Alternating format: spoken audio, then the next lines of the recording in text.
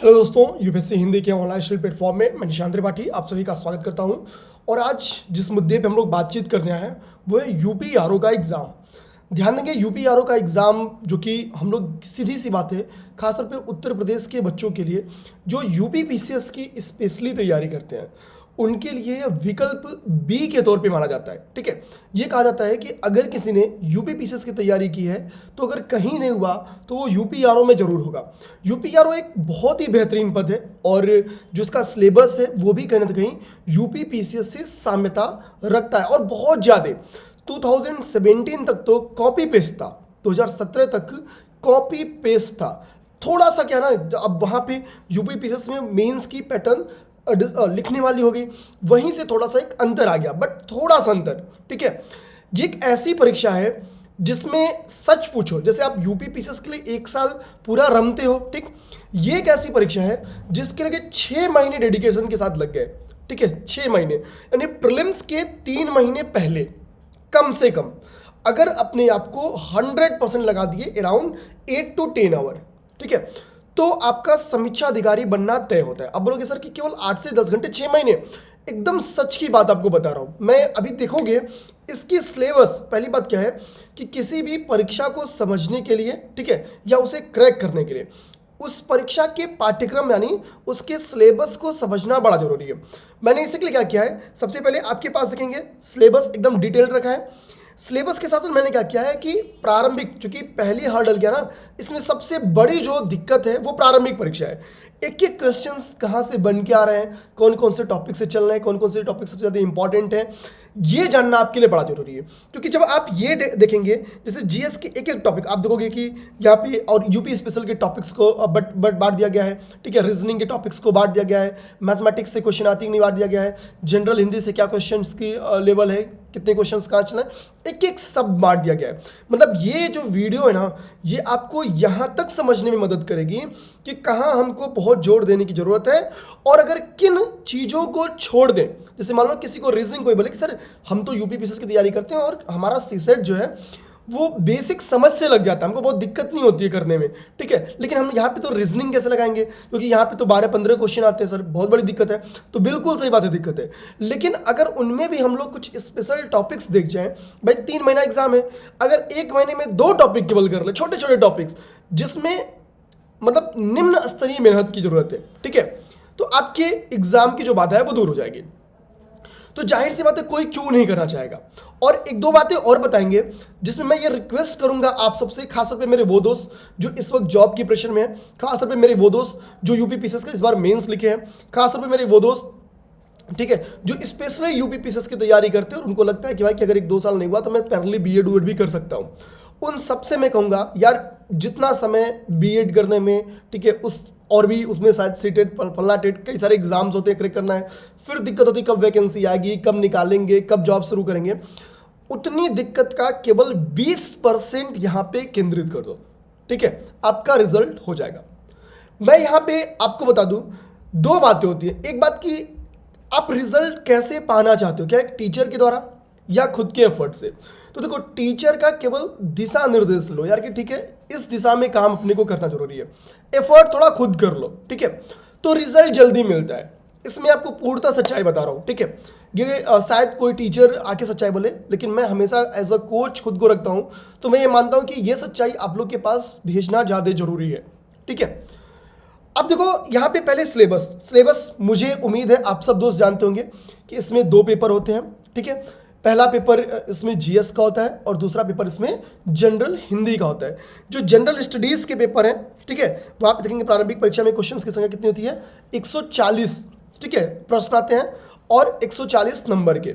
General Hindi में 60 प्रश्न आते हैं, 60 अंक के, यानी टोटल ये एग्जाम आपका 200 नंबर का प्रारंभिक परीक्षा होता है। तो यानी यहाँ से हम लोग सिंपली बात क्या कर लिए कि भाई प्रीलिम्स का क्या है, 200 मार्क्स क्या है, टोटल मार्क्स जिसको हम लोग पूर्णांक कहते हैं, ठीक है, वो 200 का है।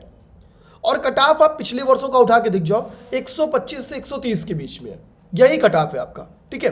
अब आप बोलोगे कि सर 200 नंबर का तो यूपी पीसीएस भी होता है, ठीक है, बट सर इतना कटा तो नहीं आता, नंबर ऑफ क्वेश्चन वहाँ पे मैक्सिमम 90 क्वेश्चन आता है सर, यहाँ तो 120-25, और आप करो कि 3 महीने में हो जाएगा, जबकि यूपीपीसीएस में 3 महीने में 90 क्वेश्चन नहीं हो पाते हैं।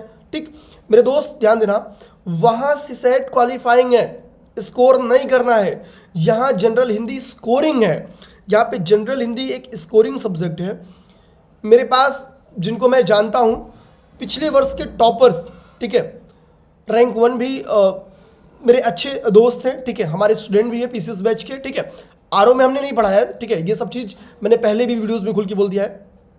एक और फ्रेंड है विशाल शुक्ला, ठीक है, 6th रैंक।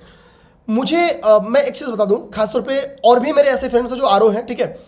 एक चीज़ समझ में आती है कि जनरल हिंदी में आप किसी से भी पूछ लेना, जनरल हिंदी में जिसके भी प्रीलिम्स निकले हैं, किसी के 50 डाउन शायद ही गए हो, ठीक है, वरना 55 प्लस 55 प्लस यहां से लोग स्कोर करते हैं, 55 प्लस स्कोर करते हैं। और जितने भी मैंने अब तक टॉपर से बात की, सबने यही कहा है कि सर अगर प्रीलिम्स के लिए, ठीक है, जितनी एफर्ट हम लोग यहां पे करेंगे 70 प्लस मार्क्स पाने के लिए, ठीक है, कितनी 70 प्लस मार्क्स पाने के लिए जितनी एफर्ट हम लोग करेंगे जीएस में, अगर इसका 1/2 एफर्ट कर दिए, इसका 1/2 एफर्ट कर दिए जनरल हिंदी में, तो 55 प्लस पहुंचेंगे केवल हाफ एफर्ट में, ठीक है। तो यानी जनरल हिंदी को उनके कहने का मतलब है कि सर नॉर्मली लोग क्या करते हैं ना कि बहुत नज़रअंदाज कर देते हैं। इसके कारण क्या होता है कि लोगों के 70-75 मार्क्स जीएस में आ भी जाते हैं, लेकिन जनरल हिंदी में स्कोर कम हो जाता है, इसके कारण वो फेल कर जाते हैं, ठीक है यार, रिजल्ट से बाहर हो जाते हैं। और जो मुख्य बाधा है, मैंने पहले ही बताया कि प्रारंभिक परीक्षा ही है, मुख्य परीक्षा में बहुत दिक्कत की बात नहीं है। कारण क्या है, यह भी मैं अभी जस्ट अगले की वीडियोस में या इसी वीडियो में अगले 5-7 मिनट में बताने वाला हूं, बस वीडियो में बने रहना। अब ध्यान दो, सिलेबस इसका जो जीएस का है वही आपका सिलेबस है जो नॉर्मल जनरल स्टडीज के यूपीपीसीएस का सिलेबस है, जनरल साइंस, ठीक है, भारत का इतिहास। अब देखो कुछ चीजें समझना है, यहाँ पे क्या लिखा है, जनरल साइंस है का, जनरल साइंस सामान्य विज्ञान, यहाँ पे सामान्य वर्ड पढ़ो कहाँ पे लिखा है, एक तो लिखा है सामान्य विज्ञान में, ठीक है, सामान्य बौद्धिक क्षमता, जहाँ पे सामान्य वर्ड है पहले वो पकड़ लो, ठीक है, सामान्य बौद्धिक क्षमता। अब देखो, ठीक है, यहां पे चीज ध्यान देना है, देखो जब जनरल सामान्य वर्ड लगाने का मतलब क्या है, आपको एक्सपर्टीज नहीं हासिल करनी है।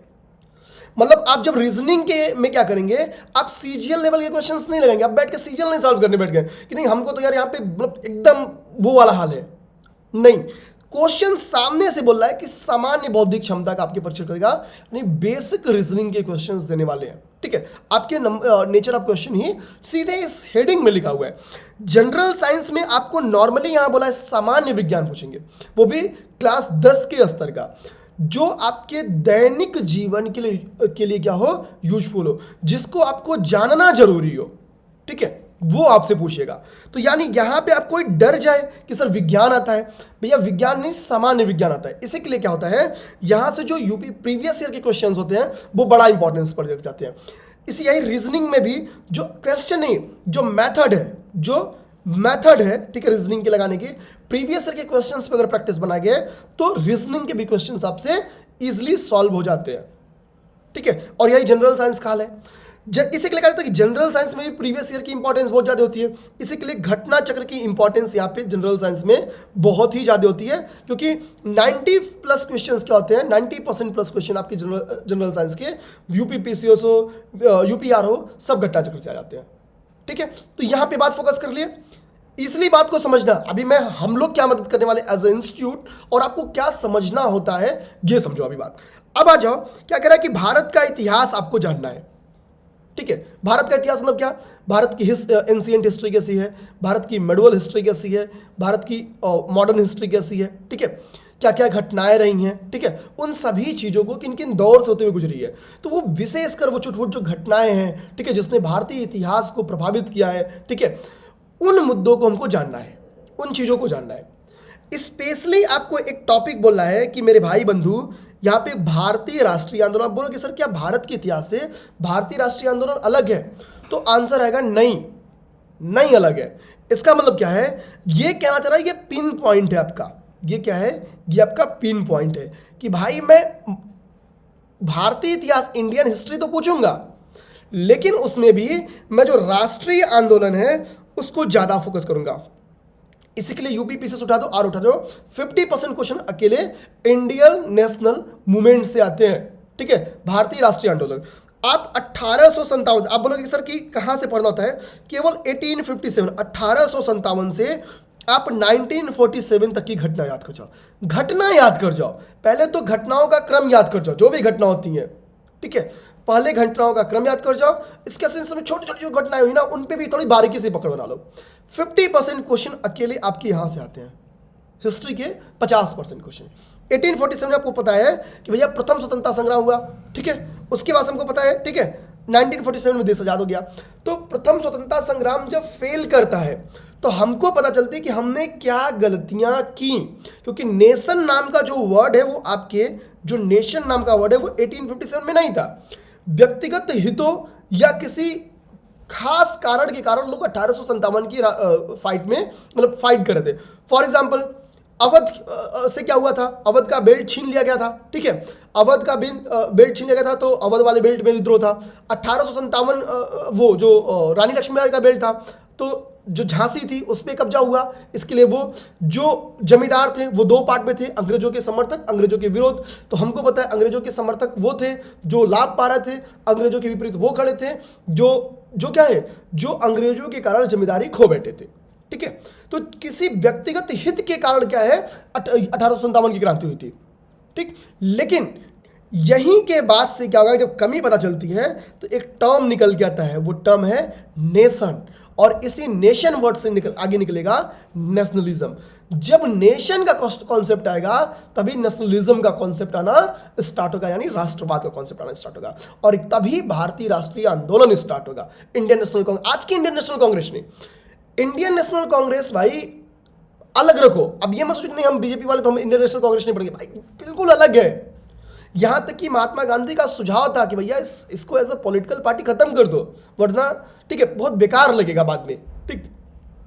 अब समझो बात को, इसके लिए आपको इसके बीच की घटना तैयार करना बड़ा जरूरी है। अब आओ आगे की, कह रहा कि भारतीय राजतंत्र, ठीक है, अर्थव्यवस्था और संस्कृति, भारतीय कृषि, वाणिज्य एवं व्यापार, ठीक है। अब देखो यहां पे क्लियर पॉइंट क्या लिखा है, भारतीय कृषि, ठीक। यहां पे दिमाग में रखना है कि एग्रीकल्चर वाला जो पॉइंट है ना, वो आप कभी भी उठा के पेपर में देख जाओ आरोग्य, ठीक है, वो फोकस्ड एरिया रहता है। भारतीय कृषि, वाणिज्य एवं व्यापार, जनसंख्या, पर्यावरण एवं नगरीकरण, ठीक है। अभी कितने कितने क्वेश्चन आते हैं सब आपको दिखा देंगे, ठीक। विश्व का भूगोल, ठीक है, विश्व एवं भारत का भूगोल, और उसके साथ एक टॉपिक खास तौर पे लिखा है प्राकृतिक संसाधन। मतलब ध्यान देना, विश्व के भूगोल और भारत के भूगोल से तो क्वेश्चन आएंगे ही आएंगे, ठीक है, जो आते हैं। लेकिन इसके कहने का मतलब है स्पेशली पॉइंट दिया कि जो प्राकृतिक संसाधन है, ठीक है, ध्यान देना है, जो नेचुरल रिसोर्सेज हैं उनके ऊपर क्वेश्चंस बनाएंगे। ये इंडिकेट करता है कि प्राकृतिक संसाधनों के ऊपर क्वेश्चंस अच्छे खासे रहेंगे। तो यानी हम जब ज्योग्राफी तैयार करें तो हम रिसोर्सेज के ऊपर अच्छा फोकस होंगे कि कोल कौन कौन से कोल एरियाज हैं, ठीक है, कहाँ पे कोल एरिया का कौन सा संपन्न क्षेत्र है, यही आयरन एरियाज का देखेंगे, यही बॉक्साइड का देखेंगे, एल्यूमिनियम का देखेंगे, वगैरह वगैरह वगैरह सबके लिए देखेंगे, ठीक है, जो प्रीवियस ईयर में खासतौर पे आए हैं। नेचुरल रिसोर्सेज में आप फूड्स, ठीक है, बहुत सारी चीजें आती है, ठीक है, तो ये दिमाग में रखना। आगे क्या आ रहा है, आगे आ रहा है करेंट अफेयर, कह रहा है कि आधुनिक राष्ट्रीय, ठीक है, ये थोड़ा सा गलत लिखा गया है, राष्ट्रीय एवं अंतर्राष्ट्रीय महत्व की जो घटनाएं हैं, जो घटनाक्रम है। अब करंट अफेयर को देखो, कितना प्यारा करंट अफेयर को डिवाइड किया है, घटनाक्रम लिखा हुआ है। अब समझो कि भाई कि जो राष्ट्रीय और अंतर्राष्ट्रीय या महत्व की जो घटनाक्रम है ना, उन घटनाक्रम पे क्वेश्चन बनाएंगे, ठीक है, उन घटनाक्रम। इवेंट और इशू में अंतर है, जिस दिन इवेंट और इशू में अंतर समझ गए उसी तरह दिन प्रीलिम्स और मेंस में अंतर समझ गए। और आरओ का प्री आरओ के मेंस के इक्वल आता है। जीएस के पैटर्न में 1% चेंजिंग नहीं है आरओ के प्रीलिम्स और मेंस में। अब घटनाक्रम का मतलब क्या है, भाई हमको इशू पढ़ना नहीं है, हमको तो घटना देखना है कि ये चीज कहाँ स्थापित की गई, वो चीज कहाँ पे स्थापित की गई, ठीक है, ये घटना या कहाँ देखी गई, ये स्कीम कहाँ की है, वो स्कीम कहाँ की है, कौन से महत्वपूर्ण व्यक्ति हैं, कौन से महत्वपूर्ण स्थल हैं, ठीक है, किस एरिया को जीआई टैग मिला, ठीक है, ये सारी चीजें हम लोग को क्या है बेसिकली फोकस करनी है, ठीक है। करंट अफेयर देखोगे भी मैं करा भी रहा हूँ, थोड़ी स्पीड मेरी स्लो है, 22 क्लास अभी हम लोग हो चुके हैं, बस थोड़ा जैसे आपको क्या होता है, आपके लिए इससे मोटिवेशन के सोर्सेज होते हैं कि भाई कैलेंडर आ गया।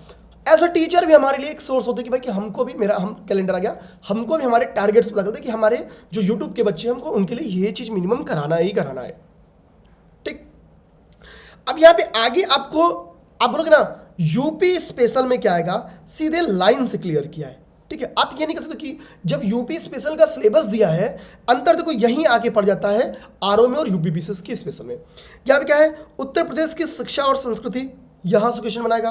कृषि उद्योग से, कृषि को तो यहां भी भारतीय कृषि को भी फाइट बोला है, यूपी की कृषि भी आएगा। ठीक है, ठीक है। व्यापार एवं रहन सहन, व्यापार वाणिज्य देखो ऊपर भी है। ठीक है, सामाजिक प्रथाओं, इन सब चीजों से, ठीक है, क्वेश्चंस बन के आपके आएंगे। तो ये आपके प्रीलिम्स के सिलेबस दिए गए हैं। अब देखो हमने क्या किया है जीएस के लिए, अब तो यहां पे मैंने बता दिया आपको करना क्या है, एज अ स्टूडेंट आपको क्या करना है। यहां से पहली बात, आपका टारगेट क्या होना चाहिए मैं आपको बता दूं। जीएस में मेरे प्यारे दोस्त आपका टारगेट 75 प्लस रहे। आप अगर सेफ रहना चाहते हो 75 प्लस रहे, ठीक है, और ज्यादा कर पाओ तो और ज्यादा कर लो, 80 प्लस कर लो, 85 कर लो, लेकिन मिनिमम इतने रहे। 75 प्लस अगर यहां से आप कर दिए, ठीक है, ध्यान देना है, तो आप कट ऑफ के अभी एक सेक्शन बचा है ना, वो देखेंगे, ये दिमाग में रखना है। अब यहां पे देखो कभी भी एक अच्छे स्कोर के लिए आपको क्या क्या चीजें जरूर करनी थी, मैं पैरेलली यही बताऊंगा आपको। एक तो आपके टेबल पे घटना चक्र का पूर्वावलोकन होना चाहिए, घटना चक्र का पूर्वावलोकन होना चाहिए। ठीक है, थोड़े से इसमें फैक्चुअल चीजें और भी ज्यादा आती हैं। ठीक है, इसलिए मेरी एक रिक्वेस्ट आप सबसे हमेशा रहती है कि इस एग्जाम के लिए अगर थोड़ा सा आप लोग लूसेंट देख लें तो अच्छा, तो जो एक साथ कंपाइल्ड वाली आती है, ठीक है, वो देख लें तो और अच्छा है। ठीक है, जरूर देख लें।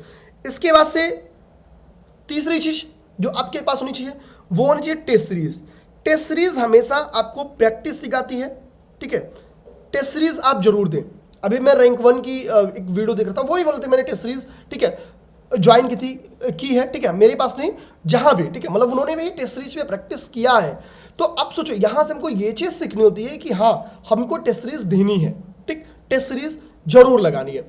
और अगर अभी आपके विषय की तैयारी पूर्णतः नहीं हुई है, ठीक है, कहीं कोई दिक्कत है, तो आप क्रैश कोर्स से जुड़ सकते हो, किसी भी इंस्टीट्यूट के क्रैश कोर्स से जुड़ सकते हो, ताकि आपको संबंधित विषय पे आपकी पकड़ बन जाए। अच्छा, कुछ लोग क्या होते हैं कि क्रैश कोर्स, जिसको देखो आपको अगर लगता है मेरी हिस्ट्री तैयार है तो आप हिस्ट्री का भी क्रैश कोर्स की मत देखो, ज्योग्राफी तैयार तो ज्योग्राफी मत देखो। आपको लगता है मेरी साइंस कमजोर है तो केवल साइंस की क्लास देख लो। आपको लगता है कि यार कि मुझे, ठीक है, कुछ भी ऐसा इन्वायरमेंट देखना है तो केवल इन्वायरमेंट के प्रोफेशनल कोर्स देख लो। ठीक है, ऐसे ही काम करने होते हैं क्रैश कोर्स के भी। जो 2-4 सब्जेक्ट आपके कमजोर हो वो देखो, सारे कमजोर तो एक बार वीडियोस देख लो, क्योंकि कॉन्सेप्चुअली और इंपॉर्टेंट क्रैश कोर्स में होती क्या है, एक तो इसमें कॉन्सेप्चुअली उस विषय को जोड़ा जाता है, तो विषय के प्रति जो आपका इंटरेस्ट है वो बढ़ जाता है। दूसरी, जितने भी इंपॉर्टेंट डायमेंशंस और फैक्ट्स होते हैं वो आपको वहां पे करा दिए जाते हैं। ठीक, उसके बाद से ये बुक आपको पढ़नी बहुत आसान हो जाती है, बहुत बेहतरीन तरीके से समझ में आएगी। ठीक, आप जब टेस्ट लगाओगे तो टेस्ट के 70% क्वेश्चन आपको क्या होते हैं, केवल इतनी चीजों से लगने स्टार्ट हो जाते हैं, 70% प्लस। और 75 नंबर मैंने लाने के लिए बोला है, 140 में से 75। आप समझ गए कि केवल इन चीजों से आपकी प्रीलिम्स निकल जाएंगे, अगर इतना होना स्टार्ट हो गया। टेस्ट सीरीज भी उसी पैटर्न पे बनता है। थोड़ा थोड़ा लूसेंट आपको क्या करना है, डेली 30 मिनट डेली लूसेंट पढ़ो, 30 मिनट, ज्यादा नहीं, डेली 30 मिनट आपको लूसेंट पढ़नी है, 30 मिनट लूसेंट देखते चलनी, इतनी बस रिक्वेस्ट है। हमने क्या किया है इन चीजों के लिए, तो देखो हमने प्रॉपर जो हमारी प्री टाइम 2023 की क्लास थी, ठीक है, यूपीपीसीएस के लिए जो हमने बनाई थी, बहुत ही बेहतरीन क्लास। मतलब देखो कि इस बार मेंस कई सारे बच्चे उससे लिख रहे हैं उस पैसे। ठीक है, हमने एक चीज डिसाइड क्या कि क्यों ना हम वो क्लास आरओ के अभ्यर्थियों के लिए लगा दें। ठीक है, तो हमने क्या किया, अपने प्री टाइम की क्लास आप लोग के लिए लगा दी है। तो एक तो हमने क्या किया कि प्री टाइम की क्लास आपके लिए स्टार्ट कर दी। अब वो क्लास इतनी बेहतरीन है कि आरओ के प्रीलिम्स और मेंस दोनों में आपके वो बराबर की मदद करने वाली, क्योंकि क्वेश्चन का लेवल इक्वल है। ठीक है, प्रीलिम्स जो आरओ का और मेंस है एकदम इक्वल है, 100%। एक बार प्री की तैयारी अगर जीएस पे अच्छी पकड़ लिए तो मेंस में निकलने की पूरी संभावना। अब देखो इसलिए मैं कह रहा हूं, प्री ही यहां पे बात है, तो हमने प्री टाइम किसमें क्या की, क्लास कर दी, प्लस हमको लगा यार कि हमारे लोगों को प्रैक्टिस भी हमको करानी चाहिए। हमने इसमें क्या किया, अभी तक इसमें 12 टेस्ट ऐड कर दिया है, 12 टेस्ट अब तक इसमें ऐड कर चुके हैं। अभी हम लोग टेस्ट की संख्या बढ़ाएंगे, कम से कम 3-4 टेस्ट और, जैसे करंट अफेयर इसमें 2 टेस्ट है अभी मैं करंट अफेयर की टेस्ट और बढ़ाऊंगा। ठीक है, एग्जाम का डेटा नहीं तो अभी मैं और बढ़ाऊंगा, यानी यहां पे आपको प्रैक्टिस और करवाएंगे। ठीक, प्लस गूगल मीट के थ्रू हम लोग क्या करेंगे, आपकी टाइम टू टाइम यहां पे क्या करते हैं ना कि गूगल मीट करते हैं, ताकि आपको जो भी दिक्कत हो, ठीक है, वो दूर किया जा सके। कोशिश रहेगी कि कुछ जो और भी सिलेक्टेड कैंडिडेट्स हैं उनसे भी आप लोग की बातचीत कराई जाए, ठीक है, ताकि जो दिक्कत है ना विषय विषय की समझ के प्रति वो खत्म हो सके, ठीक। तो इसमें ये कई सारे एफर्ट्स हम लोग क्या करते हैं इसमें आपको कराने वाले हैं। जो भी क्लास में पढ़ाया जाएगा, जो भी आपकी स्क्रीन पे चल रहा है, उसकी पीडीएफ मटेरियल भी आपको प्रोवाइड की जाएगी, ठीक है, ध्यान देना।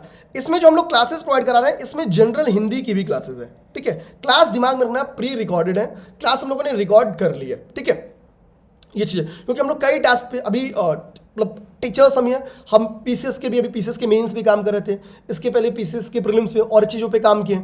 तो इसके लिए हम लोग जो आगामी एग्जाम होते हैं कोशिश करते हैं कि जल्दी जल्दी क्लासेस बना लें जो डिमांड के अनुरूप हो, और गूगल मीट वगैरह से क्या होती है, जो दिक्कतें होती है ना वो दूर कर लें। करंट अफेयर पढ़ाते रहते हैं तो वैल्यू एडिशन होता रहता है। करंट अफेयर की क्लास यूट्यूब पे चल रही है, आप लोग जरूर देखते चले, ठीक। तो इससे आपकी जीएस की दिक्कत दूर। अब आ जाओ जनरल हिंदी। जनरल हिंदी की प्रारंभिक परीक्षा में 6 टॉपिक्स हैं: विलोम, वाक्य एवं वर्तनीय शुद्धि, अनेक शब्दों में एक शब्द, तद्भव एवं तत्सम शब्द, विशेष एवं विशेषण, पर्यायवाची शब्द। ये है, ठीक है। कितने टॉपिक्स हैं? 6 टॉपिक। हर एक पे 10-10 शब्द, 10-10 मतलब अब समझ जाओ कि क्वेश्चंस आने वाले हैं, ठीक है।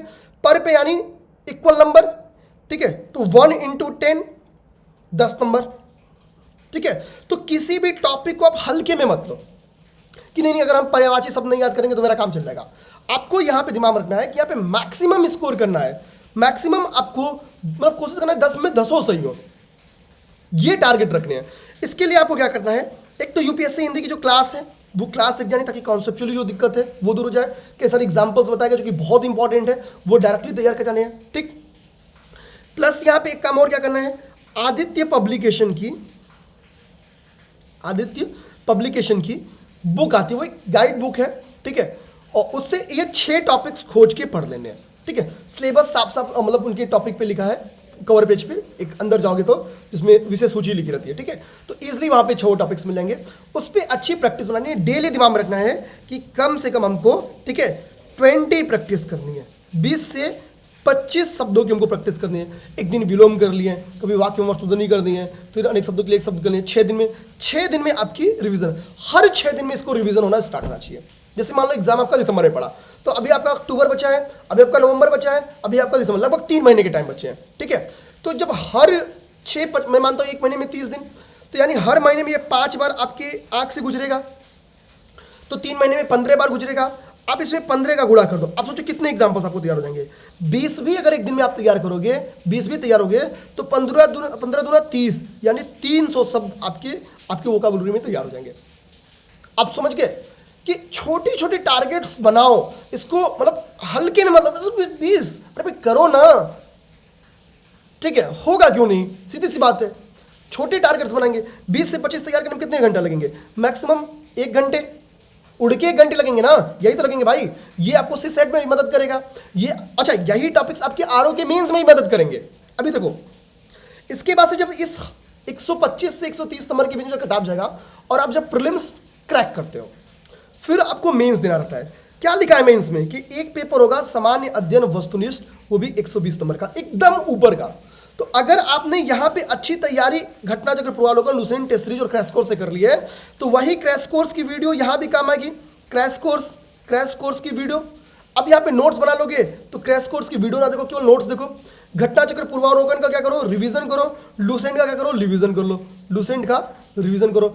और मेंस के भी टेस्ट सीरीज क्या करो भाई, प्री के भी टेस्ट सीरीज दिए हैं, ठीक है, टेस्ट सीरीज थोड़ा देते चलो ताकि जीएस भी और अच्छी पकड़ बने, ठीक। अब यहां पे देखो 120 नंबर।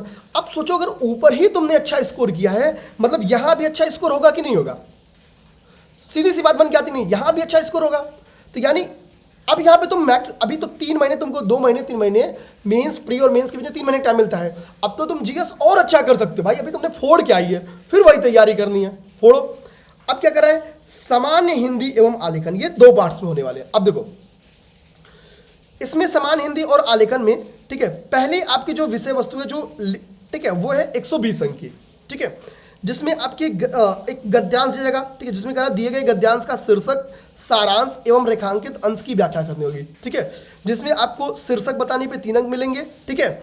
उसका सारांश बताने पे, ठीक है, 6 अंक मिलेगा, और रेखांकित अंक की व्याख्या करने पे 12 अंक मिलेगा।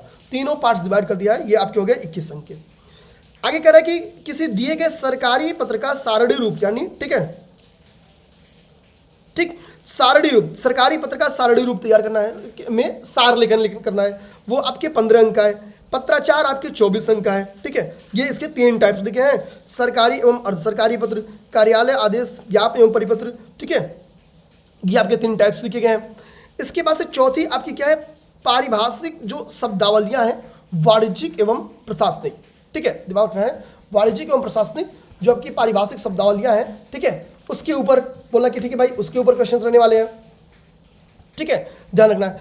इसमें आपकी जो पारिभाषिक शब्दावलियां हैं उसमें क्या है, एक तो अंग्रेजी से हिंदी, ठीक है, इंग्लिश टू हिंदी है, ये 5 शब्द रहेंगे, ठीक है, कितने अंक के, 10 अंक के, यानी गुणे 2। अंग्रेजी से हिंदी 5 शब्द रहेंगे, ठीक है, 1 पे 2, 10 अंक, ठीक है। मुहावरे एवं लोकोक्तियां रहने वाली है, ठीक है, क्या रहने वाला है, मुहावरे एवं लोकोक्तियां रहने वाली हैं, ये केवल 5, 10 अंक, ठीक, ये ध्यान देना है। विलोम रहने वाला है 12 अंक का, ठीक है। वाक्य वर्तनी शुद्धि, अनेक शब्दों का एक शब्द, तद्भव तत्सम, विशेषण विशिष्ट, ठीक।